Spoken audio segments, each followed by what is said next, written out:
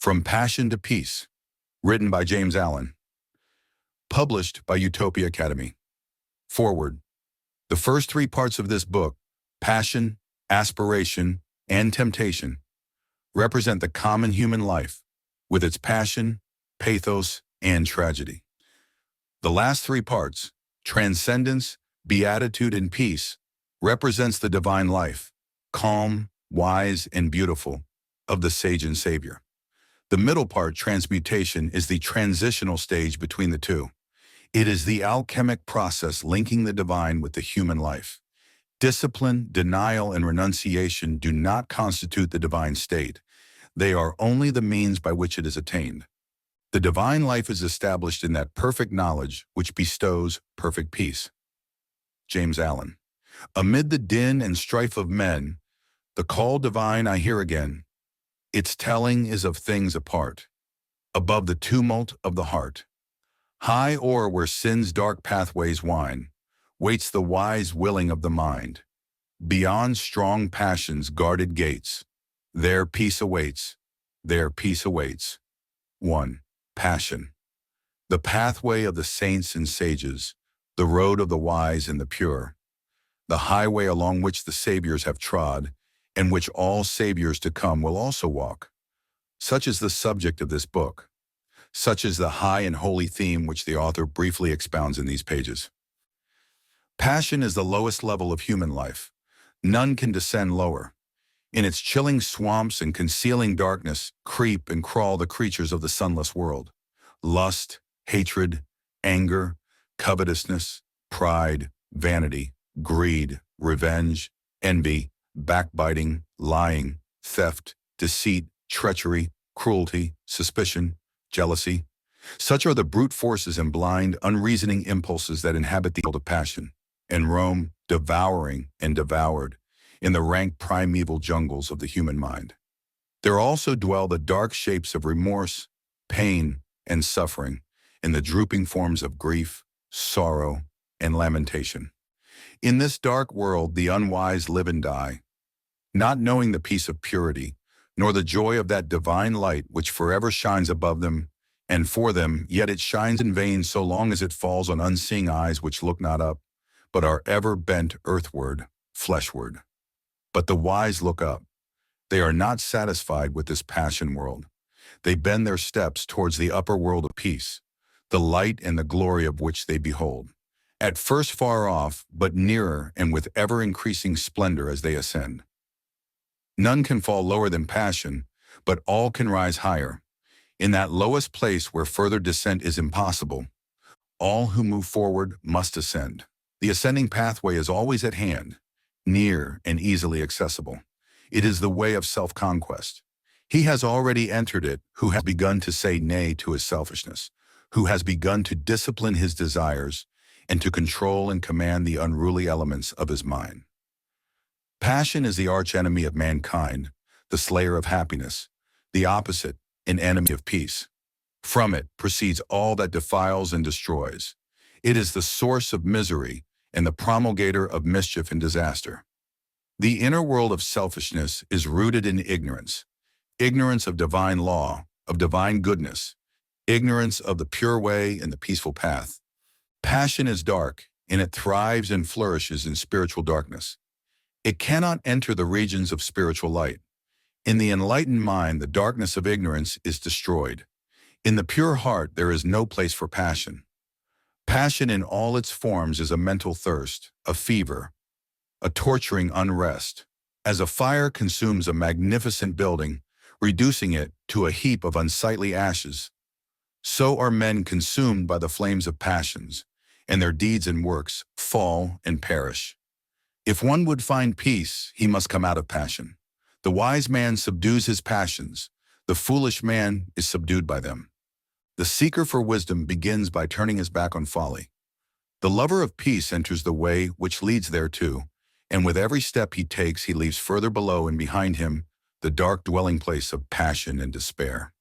The first step towards the heights of wisdom and peace is to understand the darkness and misery of selfishness. And when that is understood, the overcoming of it, the coming out of it, will follow. Selfishness or passion not only subsists in the gross forms of greed and glaringly ungoverned conditions of mind, it informs also every hidden thought which is subtly connected with the assumption and glorification of oneself. It is most deceiving and subtle when it prompts one to dwell upon the selfishness in others, to accuse them of it, and to talk about it. The man who continually dwells upon the selfishness in others will not thus overcome his own selfishness. Not by accusing others do we come out of selfishness, but by purifying ourselves. The way from passion to peace is not by hurling painful charges against others, but by overcoming oneself.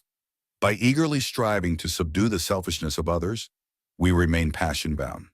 By patiently overcoming our own selfishness, we ascend into freedom. Only he who has conquered himself can subdue others, and he subdues them, not by passion, but by love. The foolish man accuses others and justifies himself, but he who is becoming wise justifies others and accuses himself. The way from passion to peace is not in the outer world of people, it is in the inner world of thoughts. It does not consist in altering the deeds of others, it consists in perfecting one's own deeds. Frequently, the man of passion is most eager to put others right, but the man of wisdom puts himself right. If one is anxious to reform the world, let him begin by reforming himself. The reformation of self does not end with the elimination of the sensual elements only. That is its beginning. It ends only when every vain thought and selfish aim is overcome. Short of perfect purity and wisdom, there is still some form of self-slavery or folly which needs to be conquered. Passion is at the base of the structure of life. Peace is at its crown and summit. Without passion to begin with, there would be no power to work with and no achievement to end with. Passion represents power, but power misdirected, power producing hurt instead of happiness. Its forces, while instruments of destruction in the hands of the foolish, are instruments of preservation in the hands of the wise. When curbed and concentrated and beneficially directed, they represent working energy. Passion is the flaming sword which guards the gates of paradise. It shuts out and destroys the foolish. It admits and preserves the wise. He is the foolish man who does not know the extent of his own ignorance. Who is the slave of thoughts of self? Who obeys the impulses of passion? He is the wise man who knows his own ignorance, who understands the emptiness of selfish thoughts, who masters the impulses of passion.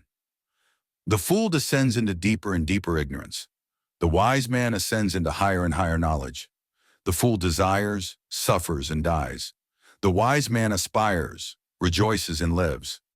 With mind intent on wisdom and mental gaze raised upward, the spiritual warrior perceives the upward way and fixes his attention upon the heights of peace. 2. Aspiration. With the clear perception of one's own ignorance comes the desire for enlightenment, and thus in the heart is born aspiration, the rapture of the saints. On the wings of aspiration, man rises from earth to heaven, from ignorance to knowledge, from the underdarkness to the upper light. Without it, he remains a groveling animal, earthly, sensual, unenlightened, and uninspired. Aspiration is the longing for heavenly things, for righteousness, compassion, purity, love as distinguished from desire, which is the longing for earthly things, for selfish possessions, personal dominance, low pleasures, and sensual gratifications. As a bird deprived of its wings cannot soar, so a man without aspiration cannot rise above his surroundings and become master of his animal inclinations. He is the slave of passions, is subject to others, and is carried hither and thither by the changing current of events. For one to begin to aspire means that he is dissatisfied with his low status and is aiming at a higher condition. It is a sure sign that he is aroused out of his lethargic sleep of animality and has become conscious of nobler attainments and a fuller life. Aspiration makes all things possible. It opens the way to advancement.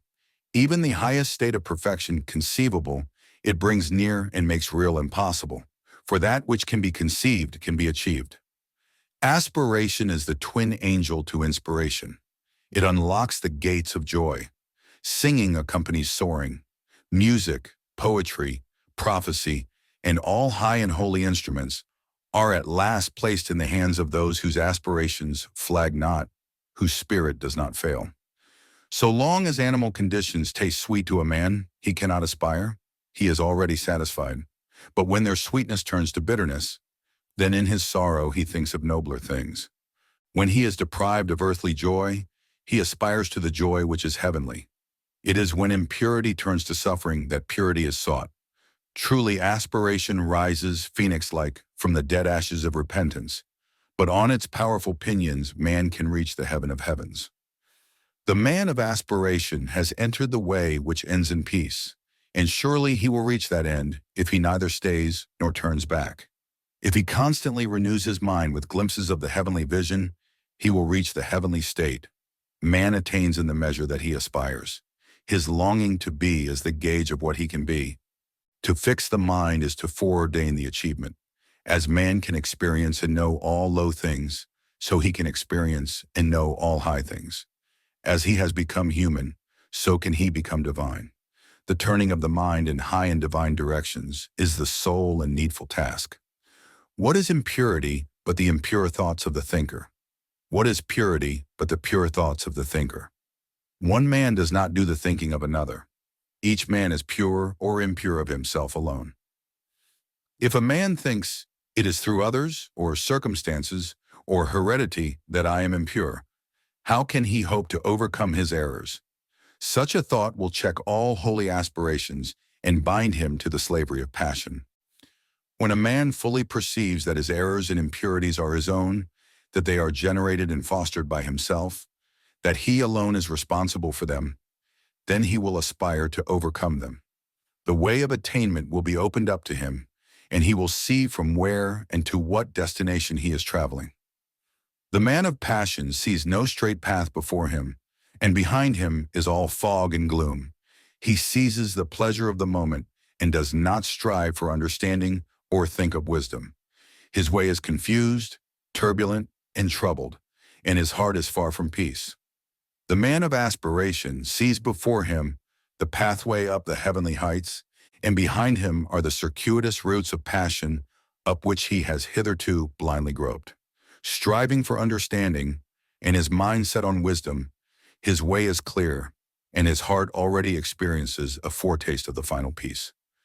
Men of passion strive mightily to achieve little things, things which speedily perish, and, in the place where they were, leave nothing to be remembered. Men of aspiration strive with equal might to achieve great things, things of virtue, of knowledge, of wisdom, which do not perish, but stand as monuments of inspiration for the uplifting of humankind. As the merchant achieves worldly success by persistent exertion, so the saint achieves spiritual success by aspiration and endeavor. One becomes a merchant, the other a saint, by the particular direction in which his mental energy is guided. When the rapture of aspiration touches the mind, it at once refines it, and the dross of its impurities begins to fall away. While aspiration holds the mind, no impurity can enter it, for the impure and the pure cannot at the same moment occupy the thought. But the effort of aspiration is at first spasmodic and short-lived. The mind falls back into its habitual error and must be constantly renewed. The lover of the pure life renews his mind daily with the invigorating glow of aspiration. He rises early and fortifies his mind with strong thoughts and strenuous endeavor. He knows that the mind is of such a nature that it cannot remain for a moment unoccupied, and that if it is not held and guided by high thoughts and pure aspirations, it will assuredly be enslaved and misguided by low thoughts and base desires. Aspiration can be fed, fostered, and strengthened by daily habit, just as is desire. It can be sought and admitted into the mind as a divine guide, or it can be neglected and shut out. To retire for a short time each day to some quiet spot, preferably in the open air, and there call up the energies of the mind in surging waves of holy rapture, is to prepare the mind for great spiritual victories and destinies of divine import. For such a rapture is the preparation for wisdom and the prelude to peace. Before the mind can contemplate pure things, it must be lifted up to them. It must rise above impure things. And aspiration is the instrument by which this is accomplished. By its aid, the mind soars swiftly and surely into heavenly places, and begins to experience divine things. It begins to accumulate wisdom and to learn to guide itself by an ever-increasing measure of the divine light of pure knowledge, to thirst for righteousness, to hunger for the pure life, to rise in holy rapture on the wings of angelic aspiration. This is the right road to wisdom. This is the right striving for peace. This is the right beginning of the way divine. 3. Temptation. Aspiration can carry a man into heaven, but to remain there, he must learn to conform his entire mind to the heavenly conditions. To this end, temptation works. Temptation is the reversion, in thought, from purity to passion. It is going back from aspiration to desire. It threatens aspiration until the point is reached where desire is quenched in the waters of pure knowledge and calm thought. In the early stages of aspiration, temptation is subtle and powerful and is regarded as an enemy, but it is only an enemy in the sense that the one tempted is his own enemy. In the sense that it is the revealer of weakness and impurity, it is a friend, a necessary factor in spiritual training. It is indeed an accompaniment of the effort to overcome evil and apprehend good. To be successfully conquered, the evil in a man must come to the surface and present itself. And it is in temptation that the evil hidden in the heart stands revealed and exposed. That which temptation appeals to and arouses is unconquered desire, and temptation will again and again assail a man until he has lifted himself above the lusting impulses. Temptation is an appeal to the impure. That which is pure cannot be subject to temptation. Well, temptation waylays the man of aspiration until he touches the region of the divine consciousness, and beyond that border temptation cannot follow him. It is when a man begins to aspire that he begins to be tempted. Aspiration rouses up all the latent good and evil in order that the man may be fully revealed to himself. For a man cannot overcome himself unless he fully knows himself. It can scarcely be said of the merely animal man that he is tempted, for the very presence of temptation means that there is a striving for a purer state. Animal desire and gratification is the normal condition of the man who has not yet risen into aspiration. He wishes for nothing more, nothing better than his sensual enjoyments, and is for the present satisfied. Such a man cannot be tempted to fall, for he has not yet risen. The presence of aspiration signifies that a man has taken one step at least upward, and is therefore capable of being drawn back. This backward attraction is called temptation. The allurements of temptation subsist in the impure thoughts and downward desires of the heart.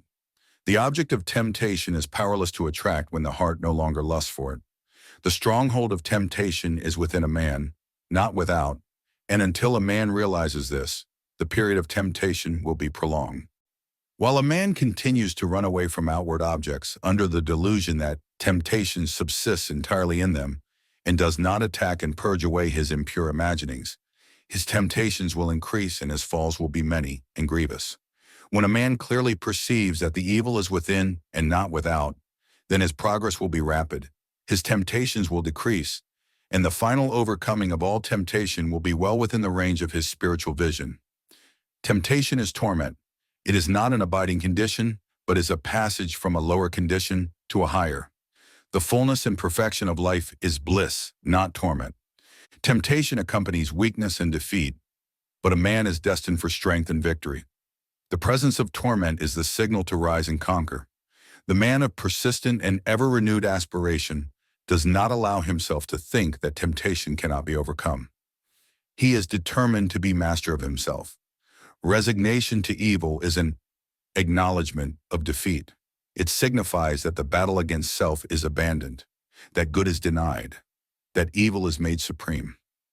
As the energetic man of business is not daunted by difficulties, but studies how to overcome them, so the man of ceaseless aspiration is not crushed into submission by temptations, but meditates how he may fortify his mind.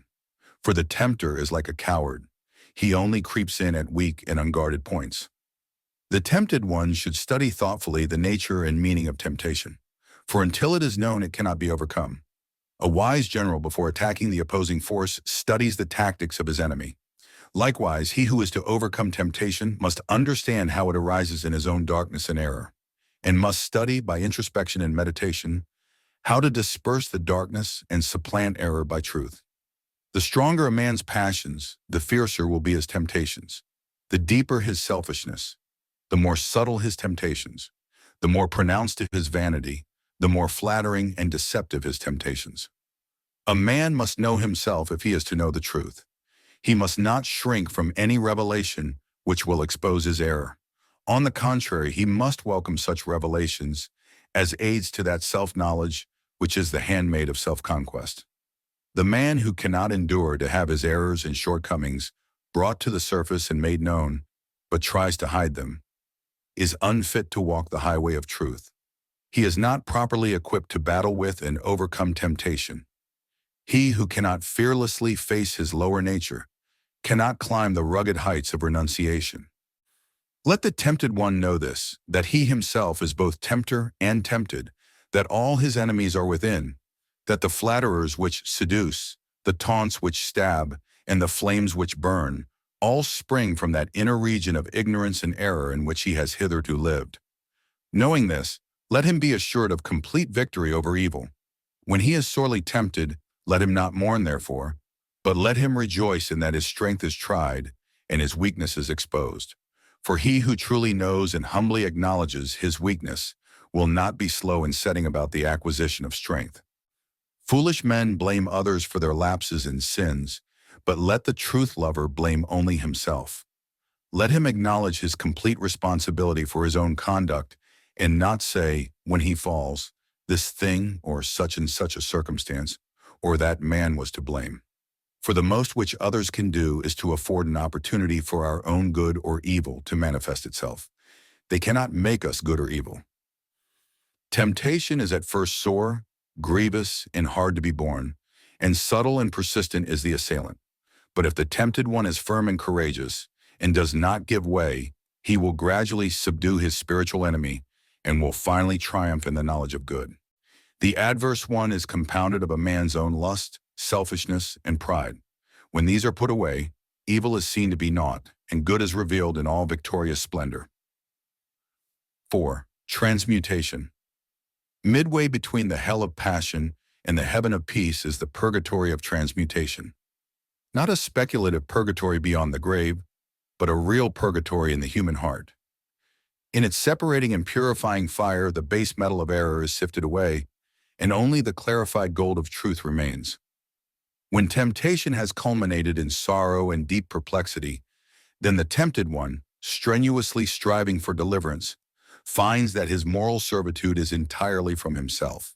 Instead of fighting against outer circumstances, he must alter inner conditions. The fight against outer things is necessary at the start. It is the only course which can be adopted at the first because of the prevailing ignorance of mental causation. But it never of itself brings about emancipation. What it does bring about is the knowledge of the mental cause of temptation. This knowledge of the mental cause of temptation leads to the transmutation of thought, and the transmutation of thought leads to deliverance from the bondage of error.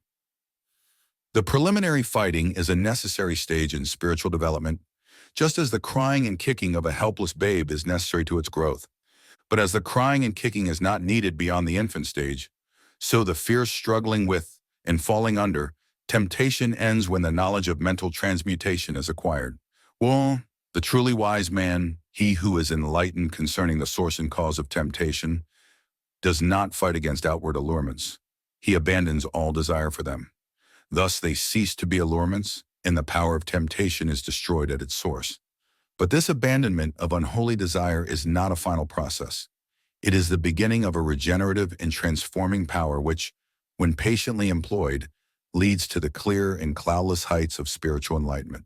Spiritual transmutation consists of an entire reversal of the ordinary self-seeking attitude of mind toward people and things, and this reversal brings about an entirely new set of experiences. Thus, the desire for a certain pleasure is abandoned, cut off at its source, and not allowed to have any place in the consciousness. But the mental force which that desire represented is not annihilated. It is transferred to a higher region of thought, transmuted into a purer form of energy. The law of conservation of energy prevails universally in the mind as it does in matter, and the force shut off in lower directions is liberated in higher realms of spiritual activity. Along the saintly way towards the divine life, The midway region of transmutation is the country of sacrifice, the plain of renunciation. Old passions, old ambitions and thoughts are cast away and abandoned, but only to reappear in some more beautiful, more permanent, more eternally satisfying form. Valuable jewels, long guarded and cherished, when thrown tearfully into the melting pot, are remolded into new and more perfect adornments. Likewise, the spiritual alchemist, at first reluctant to part company with long-cherished thoughts and habits, at last gives them up to discover, a little later to his joy, that they come back to him in the form of new facilities, rarer powers, and purer joys, spiritual jewels newly polished, beautiful and resplendent. In transmuting his mind from evil to good, a man comes to distinguish more and more clearly between error and truth, and so distinguishing, he ceases to be swayed and prompted by outward things and by the actions and attitudes of others.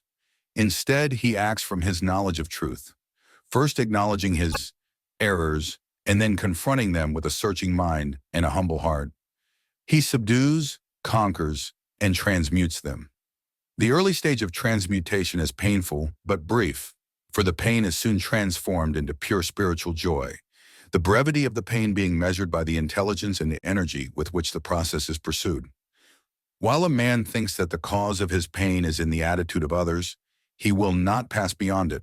But when he perceives that its cause is in himself, then he will pass beyond it into joy. The unenlightened man allows himself to be disturbed, wounded, and overthrown by what he regards as the wrong attitude of others towards him. This is because the same wrong attitude is in himself. He indeed doles out to them, in return, the same actions, regarding as right in himself that which is wrong in others. Slander is given for slander, hatred for hatred, anger for anger. This is the action and reaction of evil. It is the clash of selfishness with selfishness. It is only the self, or selfish elements, within a man that can be aroused by the evil in another. The truth, or divine characteristics, in a man cannot be approached by that evil, much less can it be disturbed and overthrown by it. It is the conversion or complete reversal of this self or selfishness into truth that constitutes transmutation. The enlightened man has abandoned the delusion that the evil in others has power to hurt and subdue him, and he has grasped the profound truth that he is only overthrown by the evil in himself. He therefore ceases to blame others for his sins and sufferings, and applies himself to purifying his own heart. In this reversal of his mental attitude, he transmutes the lower selfish forces into the higher moral attributes. The base ore of error is cast into the fire of sacrifice, and there comes forth the pure gold of truth. Such a man stands firm and unmoved when assailed by outward things. He is self's master, not its slave. He has ceased to identify himself with the impulses of passion and has identified himself with truth. He has overcome evil and has become merged in good. He knows both error and truth and has abandoned error and brought himself into harmony with truth. He returns good for evil. The more he is assailed by evil from without, the greater is his opportunity of manifesting the good from within. That which supremely differentiates the fool from the wise man is this, that the fool meets passion with passion, hatred with hatred, and returns evil for evil, whereas the wise man meets passion with peace, hatred with love, and returns good for evil. Men inflict suffering upon themselves through the active instrumentality of their own unpurified nature. They rise into perfect peace in the measure that they purify their hearts. The mental energy which men waste in pursuing dark passions is all sufficient to enable them to reach the highest wisdom when it is turned in the right direction. As water, when transmuted into steam, becomes a new, more definite and wider-reaching power, so passion, when transmuted into intellectual and moral force, becomes a new life, a new power for the accomplishment of high and unfailing purposes. Mental forces, like molecular, have their opposite poles or modes of action. Where the negative pole is, there also is the positive. Where ignorance is, wisdom is possible. Where passion abounds, peace awaits. Where there is much suffering, much bliss is near. Sorrow is the negation of joy. Sin is the opposite of purity. Evil is the denial of good. Where there is an opposite, there is that which is opposed. The adverse evil, in its denial of the good, testifies to its presence. The one thing needful, therefore, is the turning around from the negative to the positive, the conversion of the heart from impure desires to pure aspirations, the transmutation of passional forces into moral powers. The wise purify their thoughts. They turn from bad deeds and do good deeds. They put error behind them and approach truth. Thus do they rise above the allurements of sin, above the torments of temptation, above the dark world of sorrow, and enter the divine consciousness, the transcendent life. 5. Transcendence. When a man passes from the dark stage of temptation to the more enlightened stage of transmutation, he has become a saint.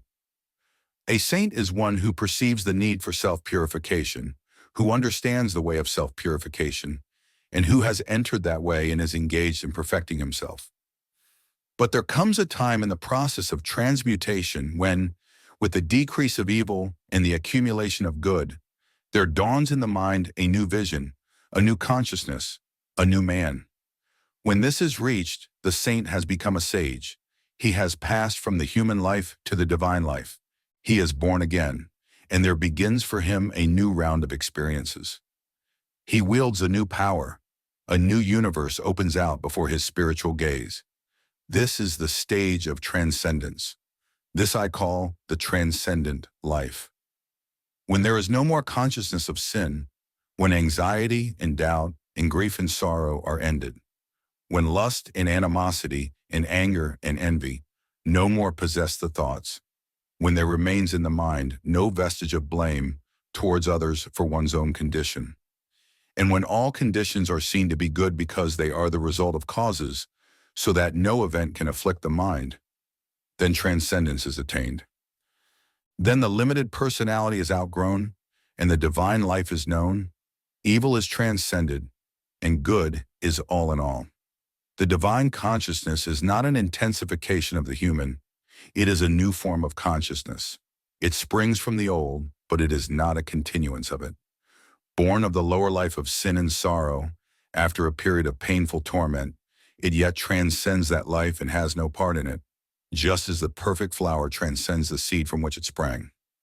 As passion is the keynote of the self-life, so serenity is the keynote of the transcendent life. Rising into it, man is lifted above disharmony and disturbance. When perfect good is realized and known, not as an opinion or an idea, but as an experience or a possession, then calm vision is acquired, and tranquil joy abides through all hardships. The transcendent life is ruled not by passions, but by principles. It is founded not upon fleeting impulses, but upon abiding laws. In its clear atmosphere, the orderly sequence of all things is revealed, so that there is seen to be no room for sorrow, anxiety, or regret. While men are involved in the passions of self, they burden themselves with cares and trouble themselves over many things. Above all else, they trouble over their own little, burdened, pain-stricken personality, being anxious for its fleeting pleasures, for its protection and preservation, and for its eternal safety and continuance. Now in the life that is wise and good, all this is transcended. Personal interests are replaced by universal purposes, and all cares, troubles, and anxieties concerning the pleasure and the fate of the personality are dispelled like the feverish dreams of a night. Passion is blind and ignorant. It sees and knows only its own gratification. Self recognizes no law. Its object is to get and to enjoy. The getting is a graduated scale varying from sensual greed through many subtle vanities up to the desire for a personal heaven or personal immortality. But it is self-still. It is the old sensual craving coming out in a more subtle and deceptive form. It is longing for some personal delight, along with its accompanying fear that delight should be lost forever. In the transcendent state, desire and dread are ended, and the thirst for gain and the fear of loss are things that are no more. For where the universal order is seen, and where perennial joy in that good is a normal condition, what is there left to desire? What remains to be feared? He who has brought his entire nature into conformity and harmony with the law of righteousness, who has made his thoughts pure and his deeds blameless, has entered liberty. He has transcended darkness and mortality, and has passed into light and immortality. For the transcendent state is at first a higher order of morality, then a new form of perception, and at last a comprehensive understanding of the universal moral causation. And this morality, this vision, and this understanding constitute the new consciousness, the divine life. The transcendent man is he who is above and beyond the dominion of self. He has transcended evil and lives in the practice and knowledge of good. He is like a man who, having long looked upon the world with darkened eyes, is now restored to sight and sees things as they are. Evil is an experience and not a power. If it were an independent power in the universe, it could not be transcended by any being. But though not real as a power, it is real as a condition and an experience. For all experience is of the nature of reality. It is a state of ignorance, of undevelopment, and as such it recedes and disappears before the light of knowledge, as the intellectual ignorance of a child vanishes before the gradually accumulating learning, or as darkness dissolves before the rising light. The painful experiences of evil pass away as the new experiences of good enter into and possess the field of consciousness. And what are the new experiences of good? They are many and beautiful, such as the joyful knowledge of the freedom from sin. They are the absence of remorse and deliverance from all torments of temptation. They are ineffable joy in conditions and circumstances which formerly caused deep affliction, and imperviousness to be hurt by the actions of others. They are great patience and sweetness of character, serenity of mind under all circumstances, and emancipation from doubt, fear, and anxiety. They are freedom from all dislike, envy, and animosity, with the power to feel and act kindly towards those who see fit to constitute themselves as one's enemies or opponents. They are the divine power to give blessings for curses and to return good for evil. A deep knowledge of the human heart, with a perception of its fundamental goodness, an insight into the law of moral causation and the mental evolution of beings, with a prophetic foresight of the sublime good that awaits humanity. Above all, they are a glad rejoicing in the limitation and impotency of evil, and in the eternal supremacy and power of good. All these in the calm, strong, far-reaching life that these imply and contain are the rich experiences of the transcendent man, along with all the new and varied resources, the vast powers, the quickened abilities, and enlarged capacities that spring to life in the new consciousness. Transcendence is surpassing virtue. Evil and good cannot dwell together. Evil must be abandoned, left behind and transcended before good is grasped and known. When good is practiced and fully comprehended, then all the afflictions of the mind are at an end. For that which is accompanied with pain and sorrow in the consciousness of evil is not so accompanied in the consciousness of good. Whatsoever happens to the good man cannot cause him perplexity or sorrow, for he knows its cause and issue, knows the good which it is ordained to accomplish in himself. And so his mind remains happy and serene. Though the body of the good man may be bound, his mind is free. Though it be wounded and in pain, joy and peace abide within his heart. A spiritual teacher had a pupil who was apt and earnest. After several years of learning and practice, the pupil one day offered a question for discussion which his master could not answer. After days of deep meditation, the master said to his pupil, "I cannot answer the question which you have asked. Have you any solution to offer?" Whereupon the pupil formulated a reply to the question which he had propounded. The master then said to him, "You have answered that which I could not, and henceforth neither I nor any man can instruct you, for now you are indeed instructed by truth. You have soared like the kingly eagle, where no man can follow. Your work is now to instruct others. You are no longer the pupil, you have become the master." In looking back on the self-life which he has transcended, the divinely enlightened man sees all the afflictions of that life as though his schoolmasters were teaching and leading him upward. And in the measure that he penetrated their meaning and lifted himself above them, they departed from him. Their mission to teach him having ended, they left him the triumphant master of the field. For the lower cannot teach the higher. Ignorance cannot instruct wisdom. Evil cannot enlighten good. Nor can the pupil set lessons for the master. That which is transcended cannot reach up to that which transcends. Evil can only teach in its own sphere, where it is regarded as master. In the sphere of good, it has no place and no authority. The strong traveler on the highway of truth knows no such thing as resignation to evil. He knows only obedience to good. He who submits to evil, saying, "Sin cannot be overcome, and evil must be borne," thereby acknowledges that evil is his master. It is not his master to instruct him, but to bind and oppress him. The lover of good cannot also be a lover of evil, nor can he, for one moment, admit its ascendancy. He elevates and glorifies good, not evil. He loves light, not darkness. When a man makes truth his master, he abandons error. As he transcends error, he becomes more like his master, until at last he becomes one with truth, teaching it as a master by his actions and reflecting it in his life. Transcendence is not an abnormal condition. It belongs to the orderly process of evolution. Though as yet few have reached it, all will come into it in the course of the ages. And he who ascends into it sins no more, sorrows no more, and is no more troubled. Good are his thoughts, good are his actions, and the good is the tranquil tenor of his way. He has conquered self and has submitted to truth. He has mastered evil and has comprehended good. Henceforth neither men nor books can instruct him, for he is instructed by the supreme good, the Spirit of truth. 6. Beatitude. When divine good is practiced, life is bliss. Bliss is the normal condition of the good man. Those outer assaults, harassments, and persecutions which bring such sufferings to others only serve to heighten his happiness, for they cause the deep fountain of good within him to well up in greater abundance. To have transcendent virtue is to enjoy transcendent happiness. The beatific blessedness which Jesus holds out is promised to those having the heavenly virtues, to the merciful, the pure in heart, the peacemakers, and so on. The higher virtue does not merely and only lead to happiness, it is happiness. It is impossible for a man of transcendent virtue to be unhappy. The cause of unhappiness must be sought and found in the self-loving elements, and not in the self-sacrificing qualities. A man may have virtue and be unhappy, but not so if he has divine virtue.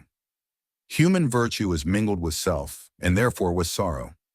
But from divine virtue every taint of self has been purged away, and with it every vestige of misery. One comparison will suffice to illustrate this. A man may have the courage of a lion in attack and self-defense, such courage being a human virtue, but he will not thereby be rendered supremely happy.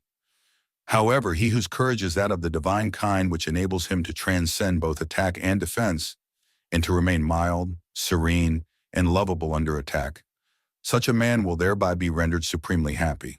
Moreover, his assailant will be rendered more happy, in that a more powerful good will overcome and cast out the fierce and unhappy evil of the other. The acquisition of human virtue is a great step towards truth, but the divine way transcends it. Truth lies upward and beyond. Doing good in order to gain a personal heaven or personal immortality is human virtue, but it is not unmixed with self and not emancipated from sorrow. In the transcendent virtues all is good, and good is all, and there is no personal or ulterior aim. Human virtue is imperfect. It is mixed with the baser, selfish elements and needs to be transmuted. Divine virtue is unblemished and pure. It is complete and perfect in itself. And what are the transcendent virtues that embody all happiness and joy? They are in impartiality, the seeing so deeply into the human heart and into human actions that it becomes impossible to take sides with one man or one party against the other, and therefore the power to be perfectly just. Unlimited kindness towards all men, women, and all creatures, whether enemies or friends. Perfect patience at all times, in all circumstances, and under the severest trials. Profound humility, the total surrender of self, the judging of one's own actions as though they were the actions of another. Stainless purity of mind and deed, freedom from all evil thoughts and impure imaginings. Unbroken calmness of mind, even in the midst of outward strife or surrounded by the turmoil of many hardships and difficulties. Abiding goodness of heart, impervious to evil, returning good for evil. Compassion, deep pity for all creatures and beings in their sufferings, shielding the weak and helpless, and protecting, out of pity, even one's enemies from injury and slander. Abounding love toward all living things, rejoicing with the happy and successful, and sympathizing with the sorrowing and defeated. Perfect peace toward all things, being at peace with all the world, a profound reconciliation to the divine order of the universe. Such are the virtues that transcend both vice and virtue. They include all that virtue embodies, while going beyond it into divine truth. They are the fruits of innumerable efforts to achieve, the glorious gifts of him that overcomes. They constitute the 10-jeweled crown prepared for the calm brow of him who has conquered himself. With these majestic virtues is the mind of the sage adorned. By them he is eternally shielded from sin and sorrow, from harm and hurt, from trouble and turmoil. In them he abides in happiness, a blessedness, a bliss, so pure and tranquil, so deep and high, so far transcending all the fleeting excitements of self, as to be unknown and incomprehensible to the self-seeking consciousness. The sage has conquered passion and has come to lasting peace. As the mighty mountain remains unmoved by the turbulent ocean that beats at its base, so the mind of the sage, towering in lofty virtue, remains unshaken by the tempests of passion which beat unceasingly upon the shores of life. Good and wise, he is evermore happy and serene. Transcendently virtuous, he lives in beatific bliss. Age 7. Peace. Where passion is, peace is not. Where peace is, passion is not. To know this is to master the first letter in the divine language of perfect deeds. To know that passion and peace cannot dwell together is to be well prepared to renounce the lesser and embrace the greater. Men pray for peace, yet cling to passion. They foster strife, yet pray for heavenly rest. This is ignorance, profound spiritual ignorance. It is not to know the first letter in the alphabet of things divine. Hatred and love, strife and peace, cannot dwell together in the same heart. Where one is admitted as a welcome guest, the other will be turned away as an unwelcome stranger. He who despises another will be despised by others. He who opposes his fellow man will himself be resisted. He should not be surprised and mourn that men are divided. He should know that he is propagating strife. He should understand his lack of peace.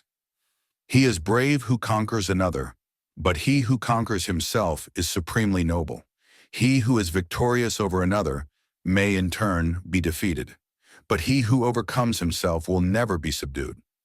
By the way of self-conquest is perfect peace achieved.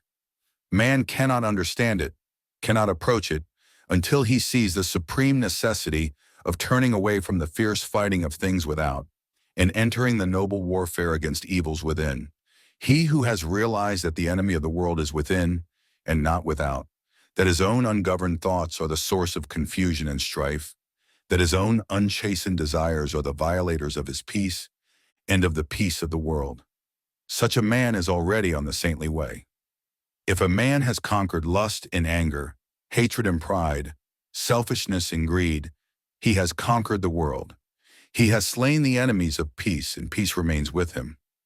Peace does not fight, is not partisan, has no blatant voice. The triumph of peace is an unassailable silence. He who is overcome by force is not thereby overcome in his heart. He may be a greater enemy than before. But he who is overcome by the spirit of peace is thereby changed at heart. He that was an enemy has become a friend. Force and strife work upon the passions and fears, but love and peace reach and reform the heart. The pure-hearted and wise have peace in their hearts. It enters into their actions. They apply it in their lives. It is more powerful than strife. It conquers where force would fail. Its wings shield the righteous. Under its protection, the harmless are not harmed. It affords a secure shelter from the heat of selfish struggle. It is a refuge for the defeated, a tent for the lost, and a temple for the pure. Where peace is practiced and possessed and known, then sin and remorse, grasping and disappointment, craving and temptation, desiring and grieving, all the turbulence and torment of the mind are left behind in the dark sphere of the self to which they belong and beyond which they cannot go. Beyond where these dark shadows move, the radiant plains of divine beatitude bask in eternal light. And to these, the traveler on the high and holy way comes in due time. From the blinding swamps of passion, through the thorny forests of many vanities, across the arid deserts of doubt and despair, he travels on, not turning back nor straying his course. He ever moves toward his sublime destination, until at last he comes, a humble and lowly, yet strong and radiant conqueror, to the beautiful city of peace.